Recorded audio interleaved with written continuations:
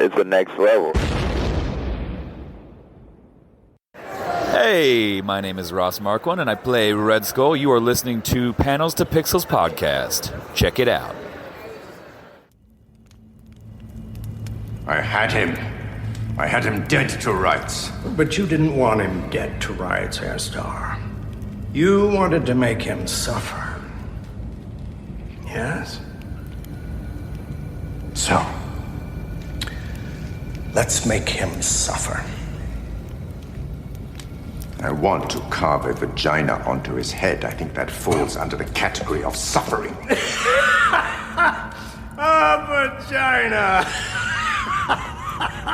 All due respect, my lord. But what is it that you want? Yeah. The great question of the universe. Panels to Pixels, Preacher Season 4, Episode 3.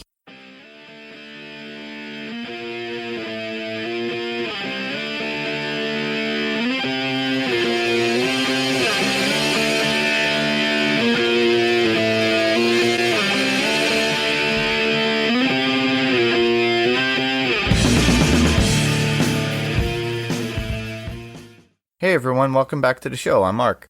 And I'm Steve. And Steve, we're talking about Search and Rescue. Yeah, so go ahead. No, I'm just happy about Throwing this it to me. episode. It's pretty cool.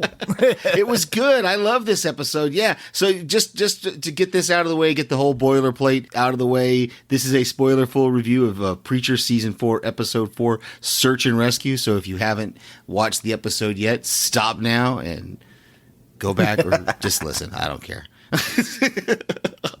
Honestly, really, I'll give you. Let's do a short synopsis and then get into our top five. So I'm excited to talk about all the stuff that happened in this episode. Preacher Season 4, Episode 4, Search and Rescue. Tulip and Cassidy are trapped in Masada. They're trying to escape, but they're separated from each other at the moment. Jesse and Captain Steve spend some quality time together, and Jesse experiences the limitations and the negative side of Genesis. Cassidy finds a unique way to escape from his cell. Tulip makes a new friend. The Saint and Eugene travel to Australia in a new way, and all of our characters are getting closer together, which I'm excited about because I hate this everybody being separate. Yeah, it's like all bottled episodes, but at least, or bottled scenes at that point. Yeah, it's like a soap opera when you're getting little snippets of everybody's story each episode. Yeah. Same thing with Eugene and was it the Killer Saints? The Saint of Killers, yeah. And that their whole storyline so far has been basically completely separate from everybody else. I don't even really know at this point what their motivation is except for revenge. Is it just, the Saint of Killers wants to get revenge on Jesse because he sent him back to hell, and Eugene is basically kind of going along for the ride to try to stop the Saint of Killers from, I don't know. Maybe he just wants a big story. Maybe. Their separate storyline just, it puzzles me, but I'm glad we finally got them and Jesse are now on the same continent. So we know it's at some point they're going to come back together. And especially as Jesse keeps using his power, then the Saint's going to be able to kind of zero in on him. But I think we'll get into some of this when we get into our top fives. Yeah, and we'll get into our top fives right now. Why don't you go ahead and start? Sure. That intro of the plane going down, but it was of God in charge of the control of the plane at that point when we see that sudden flash. But then we see Jesse with the real pilot, Steve. Yeah, that was it didn't look to me like, I know that God is in control of what's going on, but it didn't look to me like he was in control of the airplane. It looked to me like he was just in another seat there because, the oxygen masks were in front of him and he was just hooping and hollering and woohooing about being, kind of on a roller coaster was what it seemed like to me. And I think this is interesting because if him being on the plane is correct, that means basically we've now had at least 2 brushes where Jesse has gotten close to God and not even realized that he was there. You know, and so whether God was on the plane or in the cockpit or whatever, but like he was in the house, you know, the last episode, the very end, we see him standing in the window of the house, and as Jesse's pulling away and he doesn't see him, it's just interesting that there's got to be some sort of underlining thing with the story here, the fact that that he's keeping tabs on Jesse, but Jesse doesn't know it. Yeah. So, okay, your number 5 was the plane crash. My number 5 is just that character's name, Steve. It seems like every show has a character named Steve in it, which I appreciate, don't get me wrong, being a person named Steve, but it's interesting to me that it seems like everywhere, just about every show I've been watching recently has somebody named Steve in it. And, you know, in this episode, poor Captain Steve, he just gets put through the ringer. He basically gives this confession to Jesse about how he had all these marriages, that he married for money, that he's a bad person, you know, and then he died, and Jesse's power couldn't save him. And I really liked that scene. It's so, I think I keep saying this almost every podcast, it's so Preacher that we have Jesse kind of delivering this kind of version of Last Rites as the body is floating away and the shark just comes up and chops the body, and Jesse just looks up and just like, you know, you could just see that Jesse is just fed. Yeah, he was very angry at God at that point. He goes, really? And goes on to a rant. Yeah. And that would bring me to my number 4, which, to be honest, it was Cassidy taking care of Frankie. How he picked the lock with the Archangel's feather. Mm-hmm. So we finally get to see what he did with that feather. It was great to see Cassidy back in play and taking care of business as he usually does, especially the humor of it all while using the walkie-talkies to talk to other agents. Plus, the play on deceiving the female agent in the doorway just after he saw Tulip. That kind of like little side thing going, ooh, and then he changes his whole conversation. The deception was amazing and awesome all in one. Yeah, that was great. He's staring right at Tulip in the elevator, and Featherstone's got the gun to his head, and he's like, nope, I haven't seen her at all. You know, and Tulip is just looking straight into his eyes. And I actually had some of this in my notes later, is that I think you mentioned this in the last podcast, that you really wanted to see him. You wanted to see Cassidy take out Frankie the way he said he was going to do, which he said he was going to put the gun up his rear and blow his brains out, just like what happened in that story that he told Frankie. And sure enough, that's exactly what he does. Ugh. Yeah. Gruesome scene. Brings us to my number 4. Yep. My number 4 is just the introduction of this character of Jesus, or I'm guessing. I guess we're supposed to interpret that this is the actual Jesus, the one who's been alive for whatever 2,000 years. Is that, or is he just an intelligent, great? But no, he did say, "My son." So that would imply, I don't know, I'm a little confused about where this character came from and why why they needed Jesse or needed these idiot clones when they have this guy. But of course, then, you know, he goes and he tries to get past Featherstone to go get the prisoners released, and she won't let him. And he just kind of backs away from the confrontation, and she puts that bloody handprint on his robe, and he's walking around the rest of the episode with his bloody. So maybe that's what it is. Maybe he's just a very non-confrontational, non-violent guy, and so the Grail can't control really him. Use him. They can't control him. Yeah, they can't control him. They can't use him, so they need a Jesus that they can control. But then it comes back to, why are they keeping this guy around? Are they keeping him around because they can't kill him? Are they using his DNA to create the clones?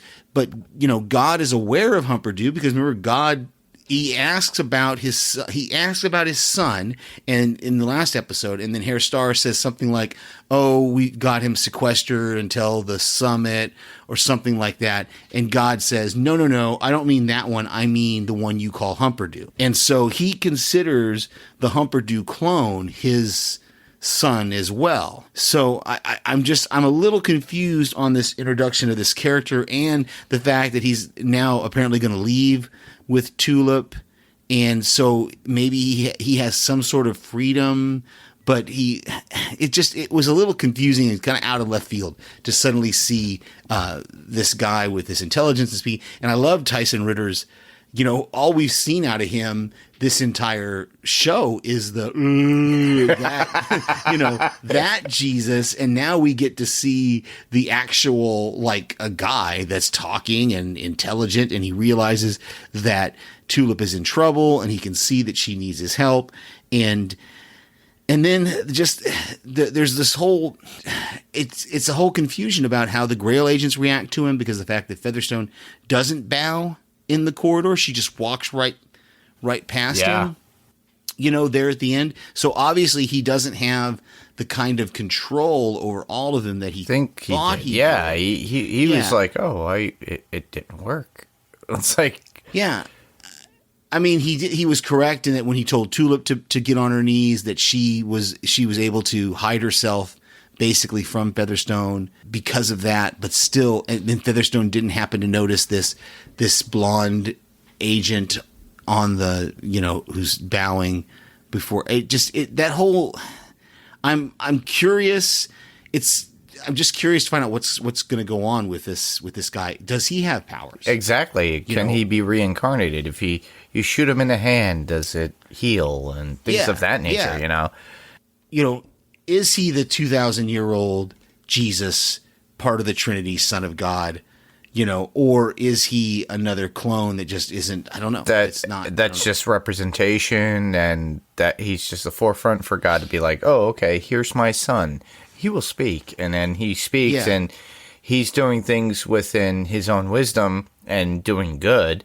Mind you, he doesn't know what his own father is doing, and then yet, I thought with Humperdew at one point that Humperdew was a clone of a descendant of Jesus. Yeah, and again, I'm unclear of that as well. I don't think they've given us okay, this is how it is in my head, how I think it is. And I could be wrong. I think Humperdew is not a clone. Humperdew is an actual descendant, and his mental disability comes from the generations and generations of inbreeding that have gone on, and that's why he's the way he is, why he has his mental disability, and that this other guy is the actual Jesus that 2000 is Humperdew's great whatever grandfather, exactly, who's basically immortal. But then that begs the question, and maybe they just can't get him, because why wouldn't they just have him, that Jesus, get another woman pregnant? Or maybe they can't, I guess I'm answering my own question, like I wrote in the notes, that I guess they can't control him, and so they need one that they can control, and they probably can't kill him because so they just keep him sequestered. They use him when they need to have this summit with Hell, but he's not the one they're going to put out in front of the world because they can't control him, I guess. Yeah, exactly. Yeah, I think it's exactly what you're saying, is that they can't control him, but he is the true Jesus that we know, and he is doing the things as he has always done, but after he had risen and did everything, he has been quiet, and he doesn't have the voice that Jesse has. So he can't control the people the way he is. You would think he was thinking probably, with my status, I could actually get these people to do what I could do for Tulip, and he wasn't able to do that. So yeah, but interesting. It's just I'm intrigued going forward to see how they use this character and what his ultimate fate is going to be in the show. Apparently robbing banks. Yeah, I didn't get a chance to watch the whole preview. Oh, okay. so Yeah, it was my weird. DVR I was cut like, what? Wait, what's going on? yeah, my DVR cut it off at the end, and I didn't have a chance to go log into AMC Premiere to try to look at the preview on that. Yeah, I have to, because it's really interesting to set up for the next episode. So that would bring me to my number 3, which would be the Feel No Pain command from Jesse to Steve the pilot. That was really interesting.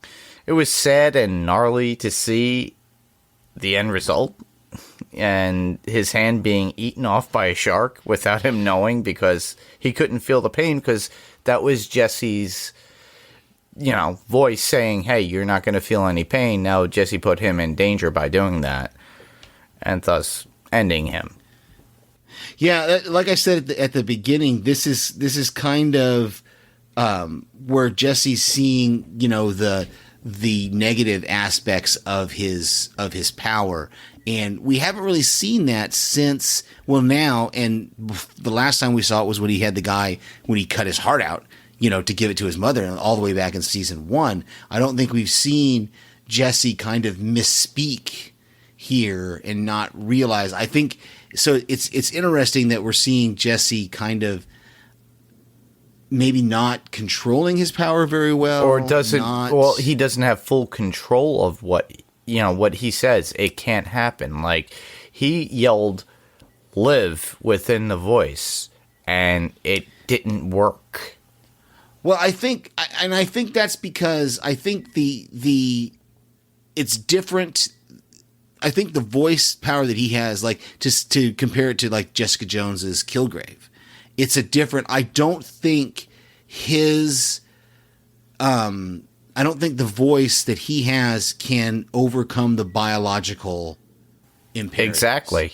Like, he wouldn't be able to tell somebody to keep your eyes open and never blink, because the human body can't do that. Our muscles won't allow, it wouldn't happen. And so I think that's where Genesis falls short, is that it can't heal a disease. It can't, he can't tell him stop having cancer. Exactly. He can't overcome the physical being of the person, of the natural order of things.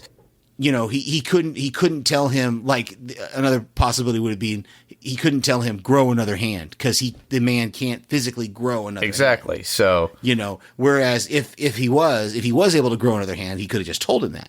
But that's not. So I think that's where we're seeing the limitations of this power. Yeah, the only thing that it did bodily effect was don't feel pain.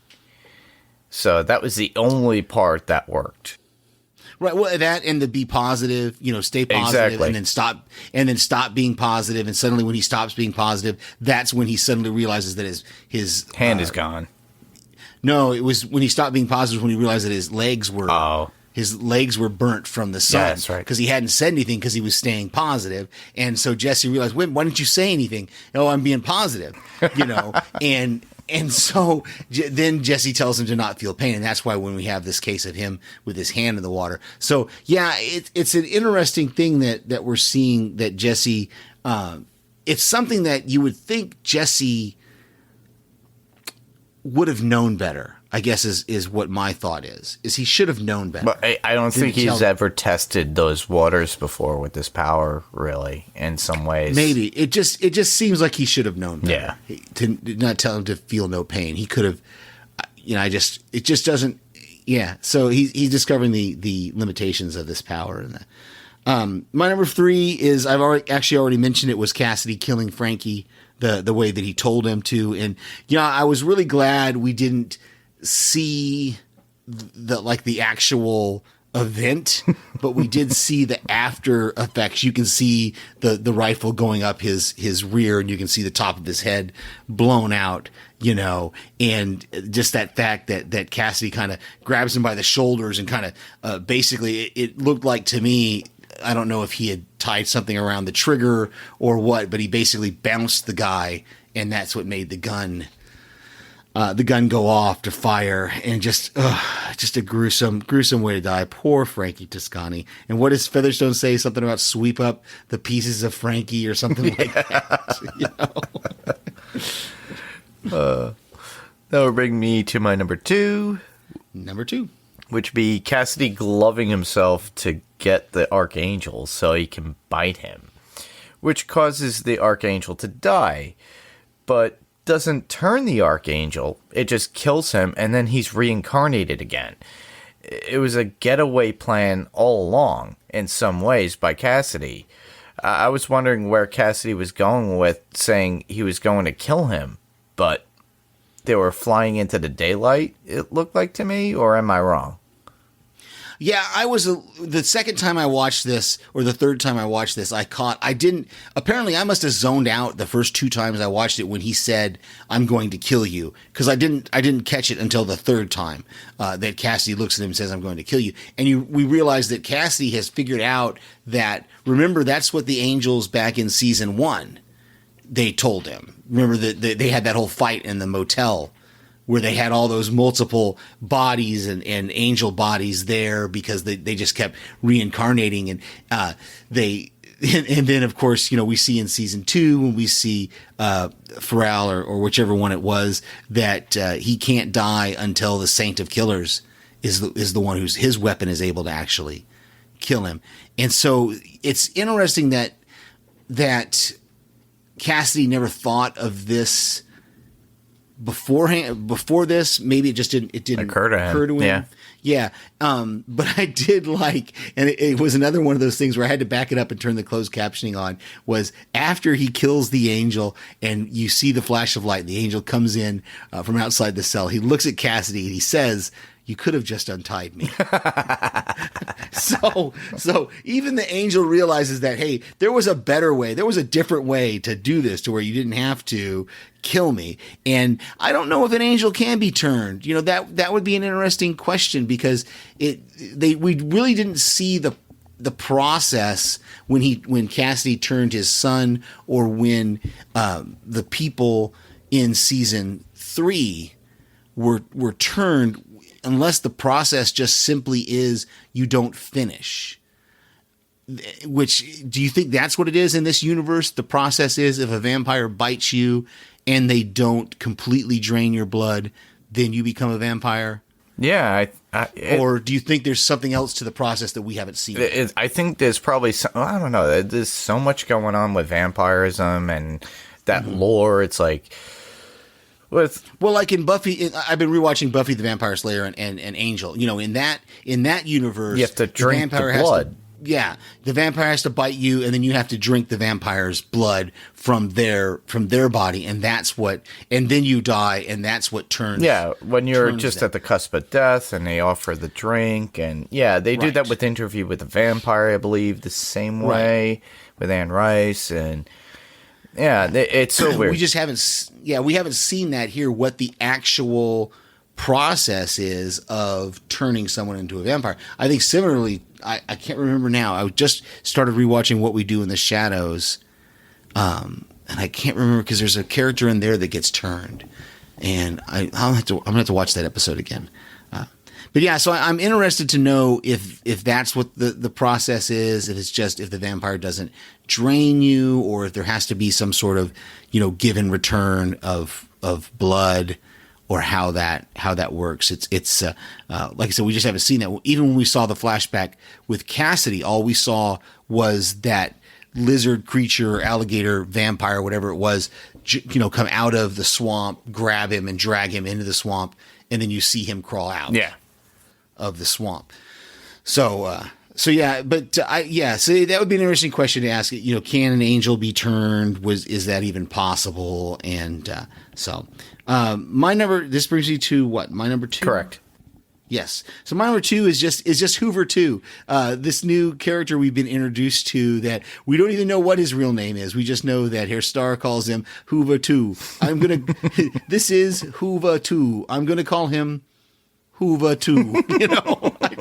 I laughed at that every time I heard it. Hoover 2. But yeah, And just his way of speaking is very clear. He's very succinct, and he's very kind of matter of fact. The way he speaks and the way they have him written and the way this actor is portraying him. So very different than the Hoover that we had in the previous seasons. But I'm fascinated by this guy for some reason. I don't know why. I like his manner of speaking. I don't know if that's a choice. I would love to know, and that would be a question if I ever saw the guy at a con. I would love to ask him if that was a choice he made as an actor, bringing to the character that kind of cadence of speaking that the character has, or if that was something the directors, writers kind of gave to him. Hey, this is how we want this guy to. It's almost like a very. I want to say a very robotic, but it's not. It's a softer kind of way of delivering his lines. And I just really like that how it's being played. Yeah, definitely. That would bring me to my number 1.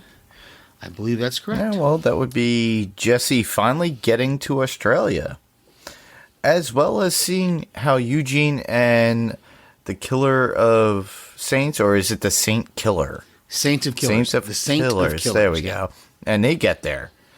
Now that is one strong bullet to get through the earth all the way to Australia, and it seems like, you know, what they used to say: if you keep digging through the earth, you can always get to the other side.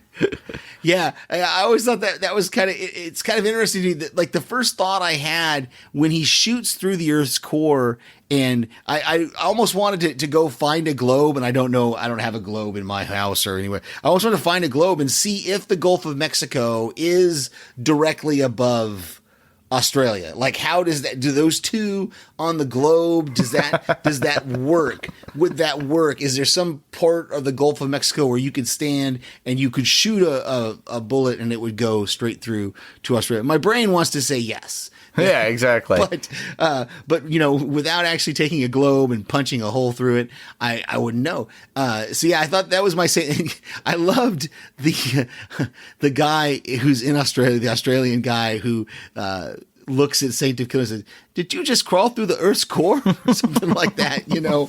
And Saint just shoots him, and then we see Eugene kind of pull himself up. And this was my number 1 as well. This method of transportation that I thought was really, because, you know, that's the whole thing from the first time that Eugene said Australia, he's like, "Oh, how are we going to get there? We can't drive there. We can't walk there." And so it was an interesting way of fixing that situation. Really, definitely. Yeah. And he must learn to, if it is not directly from Mexico down to Australia, he must learn to have curved a bullet in some way, yeah, like in Wanted. Style. So we got a couple of quotes here. I've already mentioned one of mine was the angel saying you could have just untied me, but the other one that when Jesse tells Captain Steve to not feel any pain, he says, "That's so cool." Yeah. You know.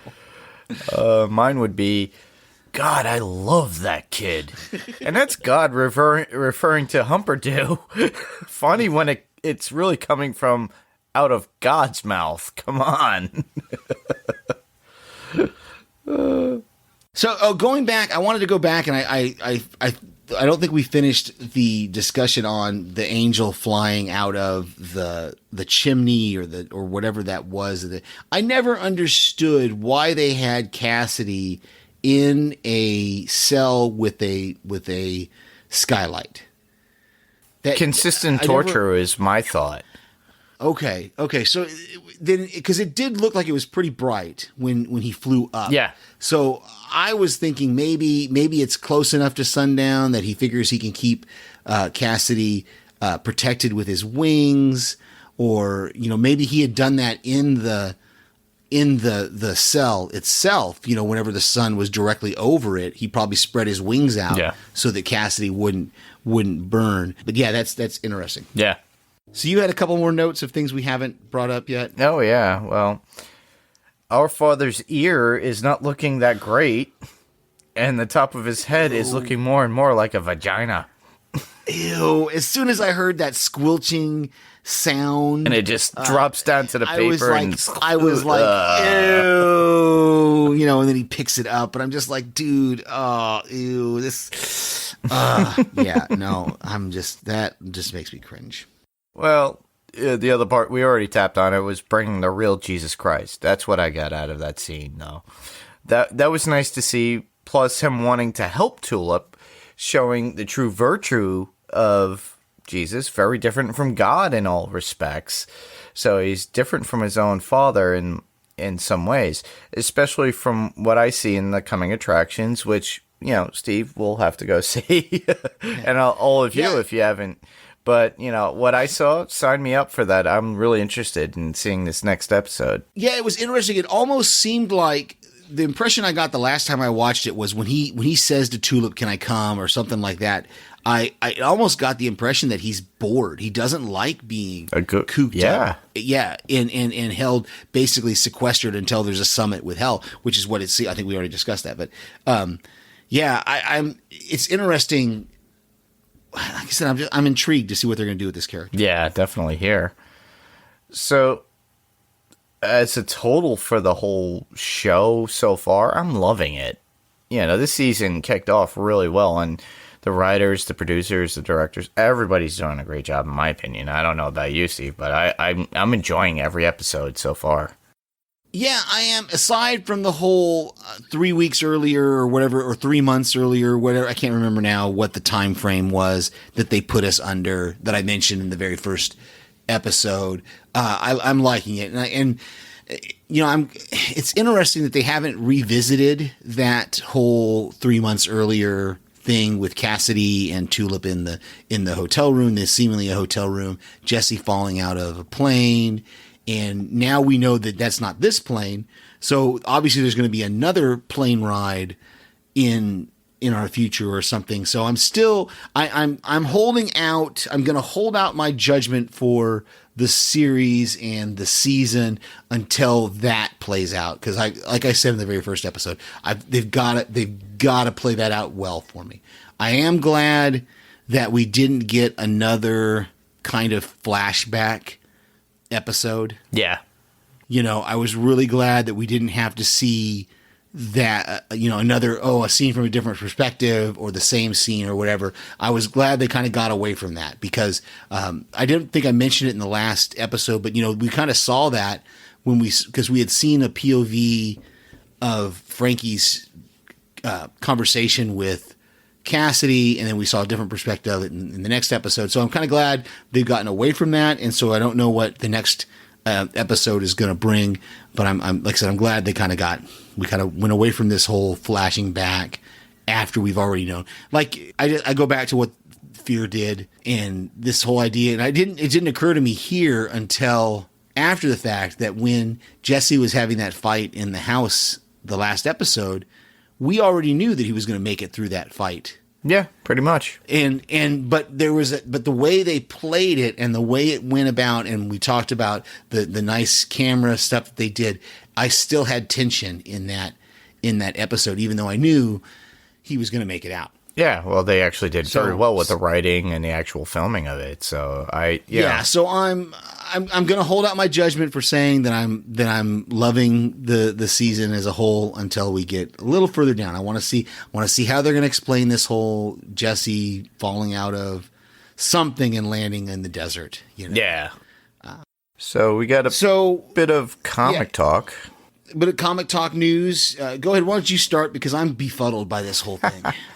Well, those of you that listen, obviously you are aware of everything that's on in media.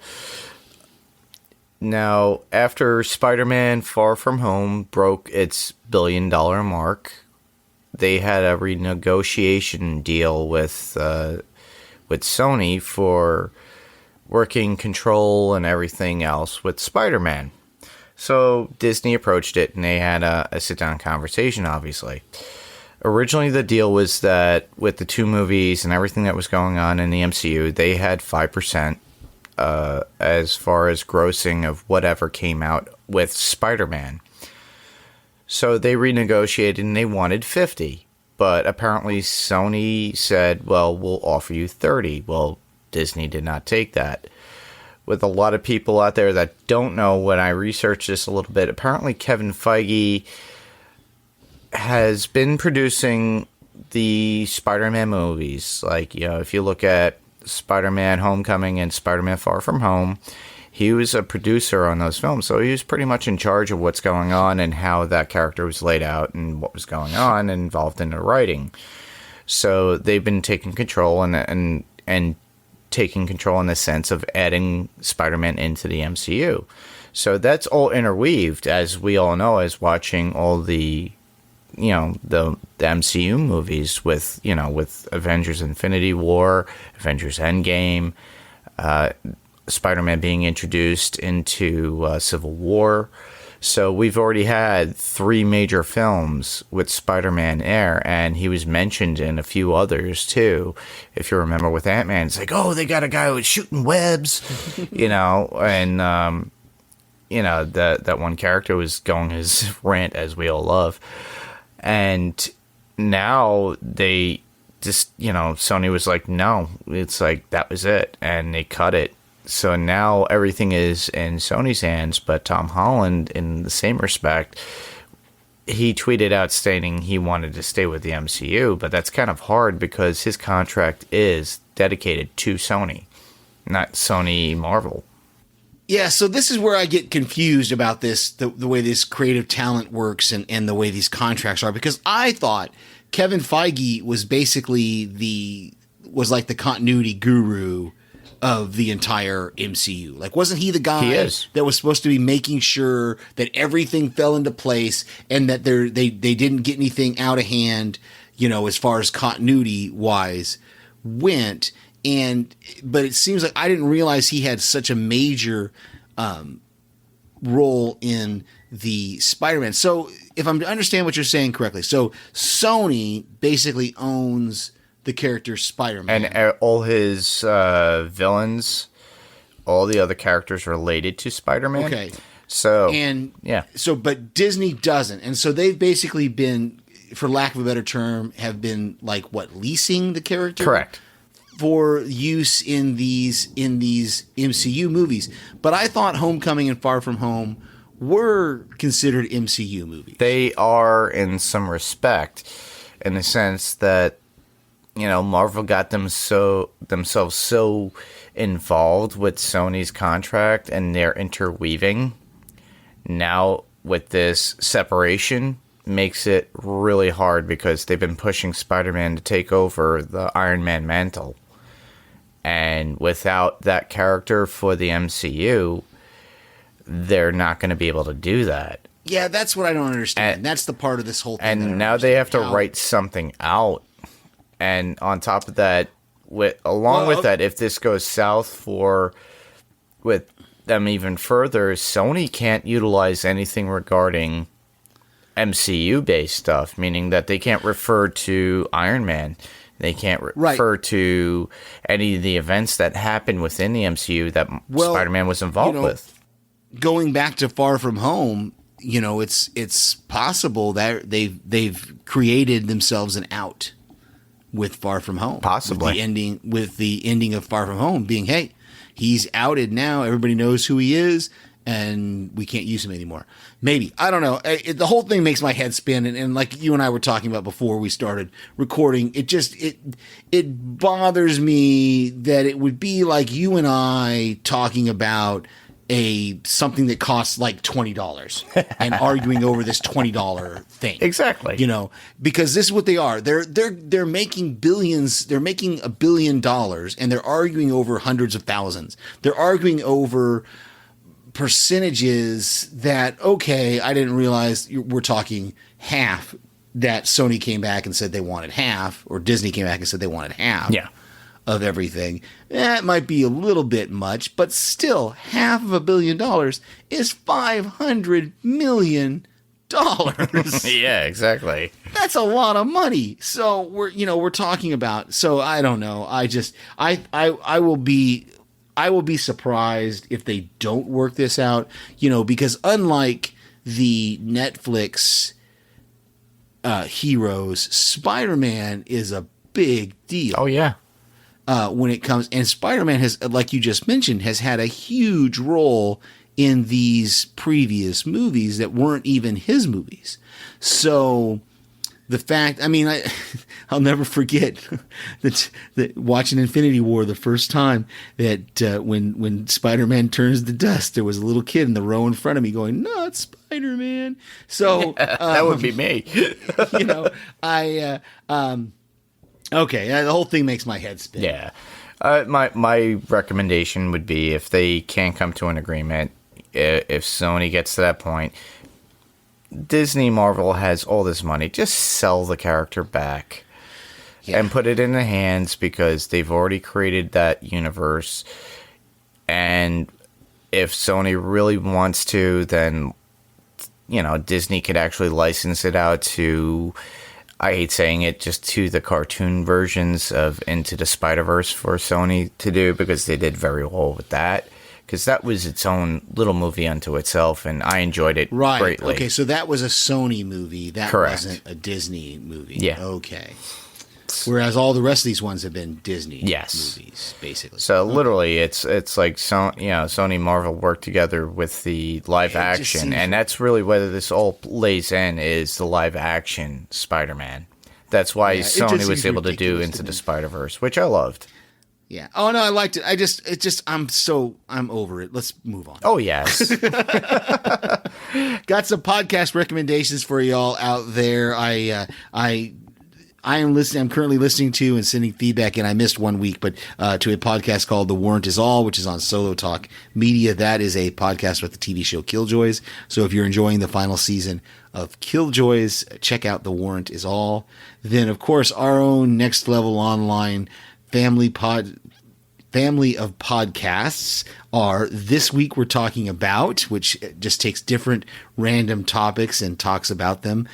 What Lurks Beneath, Podcast Zero.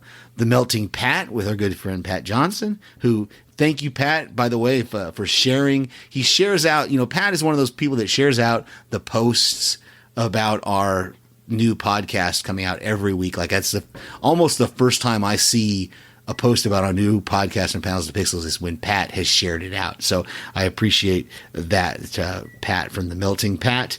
And then, of course, we have to go back. Lost Revisited podcast, the Lost Revisited podcast with Ben and Kristen. And we would be totally remiss if we did not mention our flagship, what would we call him? our boss. Our boss's podcast, The Spotlight with Ben Beck, where he interviews celebrities of all different types, from writers to actors to you name it. I think he's just about interviewed them all, and he's got some really great ones lined up. The last one I'll recommend is what I've been listening to from Bald Move and Starburns Audio, which is called Pickle Me This. It's a Rick and Morty podcast. They are currently doing a rewatch of the first 3 seasons, and they're getting ready for season 4 when it drops sometime this fall. I think November is the current speculation. Yes, So yeah. If you like Rick and Morty, check out the Pickle Me This, a Rick and Morty podcast on Bald Move. Pickle Rick. I'm Pickle Rick. I love it. That's got to be my favorite episode at the moment. Everybody loves I'm that. Pickle Rick. Okay. Well, So with that, please give us a review and rating if possible on Apple Podcasts. You can hear us on Google Play as well as Spotify. you can submit your feedback by going straight to our website. Thank you, Mark, for establishing us a website called Panels to Pixels. What am I saying? Panels to Pixels? Panels to Pixels podcast.com. Currently, that web page will redirect you to our Facebook page, which is the best place that you can get in touch with us. I keep seeing posts that we're getting a bunch of new views on our page on Panels to Pixels on Facebook. We're just not getting a lot of interaction. So come on, people, give us some interaction. Even if it's about just overall Preacher, if it's about Jessica Jones. If you don't like what we're doing, hey, I'll listen to it. Or won't send crap on interesting ideas and thoughts of what you'd like us to podcast on. I see you guys love the pictures I throw up every once in a while. It's pretty cool that I get to see some people. So, And so that's the best way to get in touch with us is through our Facebook page, which is facebook.com/panels2pixels. And of course, you can always send us an email at panels2pixels1@gmail.com. That's panels2pixels1. The TO is spelled out right there in the middle, and the number 1 @gmail.com. and if you like what you hear here, you could actually hear me at another podcast. No, I'm not a traitor. I actually am a co-host on the Walking Dead Talk Through with Brian Malosh on Talk Through Media. Yes, everyone, Brian, Kyle, Ruthie, and I have created a new podcast network. This show will stay on the Next Level Podcast Network, but there will be a link for Talk Through Media for others to listen as well that love that particular podcast. So listen to us on talkthroughmedia.com as well as Apple Podcasts or wherever you get your podcasts. We are currently working on a lot of things, so keep in touch here or go to the talkthroughmedia.com website. So that way, you just keep up to date with what's going on. There's a lot of things that I said before that we're going to go through and change here as well as change on talkthroughmedia.com. You can hear me right here, of course, and the various other podcasts that I send feedback to. I send feedback to Mark and Brian for their for Walking Dead Talk Through. I send feedback to the Walking Dead cast for the Walking Dead episode that's aired this week, and then the Lost podcast, and a few others that I've started to pick up here and there. I want to remind everybody, if you haven't watched The Boys on Amazon, man, you got to check it out. Oh, yeah. Episode 5 of The Boys podcast on TV Podcast Industries just dropped the other day, and I started listening to it, and those guys are great. They give a really great analysis of The Boys, and can't wait for Mark and I to do a review of it. Yeah, and like I said, if you guys have an idea of a podcast that you want us to do, let us know. Send us a shout out on the panels2pixels.com or podcast.com website, or which redirects you to Facebook. Make a comment. It could just post anything you want or make a comment under anything that we post. We will be posting a live thread or just overall comment thread on this Sunday's episode of Preacher. So that will be coming out. We normally record on Thursday nights. So if you do, we'll read them out loud. We'll read them for you and give our thoughts as well on what you've written. So that would be awesome if we love participation. And as you could tell, if you listen to other podcasts, Steve does that too. And he will recommend that you send out voicemail just like he does. Yep, we like to hear your voices. So we don't want to hear more of our voices. Yeah. Yeah, it's like listen back to our own podcast. It's only us. So with that, thanks everybody for listening. I'm Mark. And I'm Steve. And this was Panels to Pixels, everybody. Good night. Good night.